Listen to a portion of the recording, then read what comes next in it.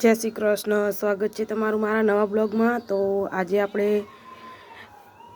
તમને હું બતાવીશ મારું નાનકડું એવું ગાર્ડન, જેમાં મેં બધું અમુક વસ્તુ વાવી છે।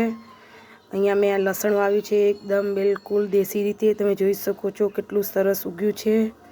અને લસણ કઈ રીતે વાવવું એની રેસીપી મેં મારા ચેનલ ઉપર મૂકેલી છે, તમે જોઈ શકો છો। અને અહીંયા મેં અળવી પણ વાવી છે, એ પણ સરસ થઈ ગઈ છે, તમે જોઈ શકો છો।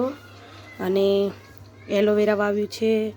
એલોવેરા આપણે જો દાજ્યા હોય તો આ કાપીને આપણે એના પર લગાવીએ તો રાહત રહે છે। બધું જરૂરીની વસ્તુ જ મેં અહીંયા વાવી છે। અને આ હું તમને બતાવું, કદાચ તમે આને ઓળખતા જશો। આ છે પથ્થર પાંદડી। અલગ અલગ જગ્યાએ અલગ અલગ નામ હોય છે, પણ આ જો આપણાને પથરી હોય તો આનું એક પાન સવારે નળિયા કોઠે લઈએ એટલે પથરી બિલકુલ મટી જાય છે।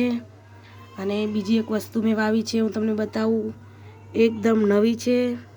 આ છે એલાયચી।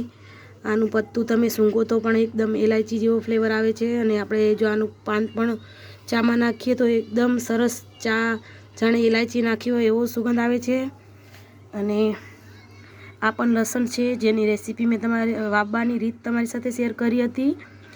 એને મેં આ લસણને મેં 3 થી 4 વખત ઉપરથી કાપી લીધું છે, અને આ ફૂટીને ફરીને આવું થયું છે।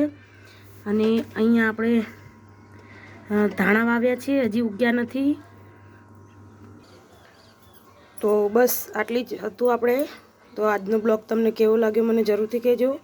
અને જો તમને મારો બ્લોગ ગમ્યો હોય તો મારી ચેનલને ફોલો કરજો। અને જય શ્રી કૃષ્ણ।